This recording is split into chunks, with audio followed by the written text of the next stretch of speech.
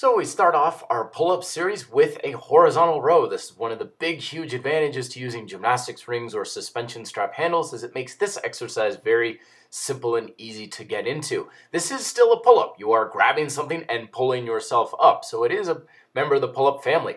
You want to avoid sagging, bending of the knees, keep the entire backside of the body nice and tight. You can have whatever hand position you choose, which is another advantage of using rings or style suspension straps. Stepping down, putting your body at a greater angle just means you're lifting more directly against gravity, so that's how you adjust your resistance level, and you can adjust it in very small ways. You can even adjust it mid-workout, mid-rep. Rounding forward is something to be discouraged and on the lookout from the get-go. Goes across the board with all pull-up exercises. You want to keep those shoulders tucked real tight down and back, spreading the chest out as much as humanly possible, just like so. It's kind of like you're sticking your chest out the whole time when you're doing this. This will bring more emphasis onto the muscles that you're trying to work and less stress on things like your joints, your shoulders, elbows, things like that. Whatever hand position, again, you can even twist in between each individual repetition to give yourself kind of a little bit of a corkscrew effect.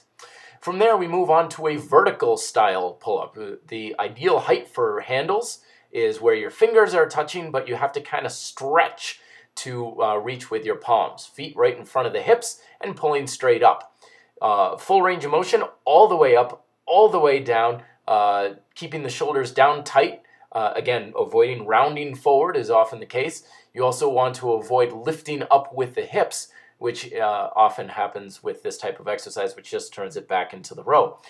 Putting the feet out straight also makes it a little bit harder. Yep, there we go. Lifting up the hips makes it a little easier, but that's not quite the point of this exercise. You want to keep your spine vertical and moving perpendicular to gravity the entire time. Searching for every inch of range of motion you can through this exercise is your goal, with the legs giving a slight assist. From there, what you can do is the straight leg. I know it's kind of hard to see here in the video film, but straight legs, now you've got even less assistance. You can even kind of push back against your heels a little bit. So now it's much more of your own body weight that you're lifting up with the pull-ups. And even if you can do 100 different pull-ups, full body weight, I encourage you to keep revisiting this version here, because there's always tidbits of information to get from this.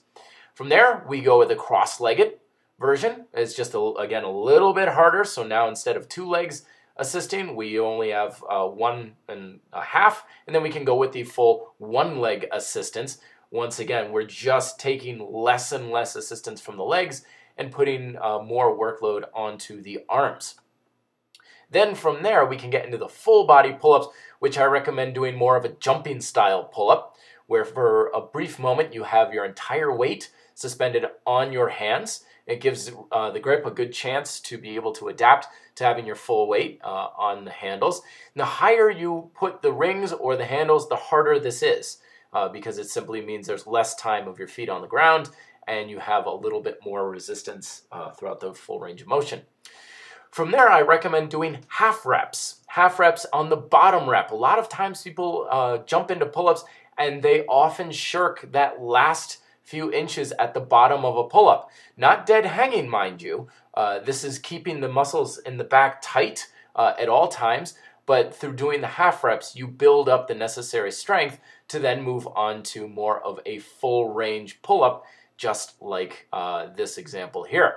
All the way down, all the way up, bringing the chest to the bar. Again, it's not a, quote, chin up. Getting the chin over the bar is just the beginning. You want the chest all the way up. Try not to round forward, as we had in the previous examples. And also, kicking up the legs is a common mistake that people make.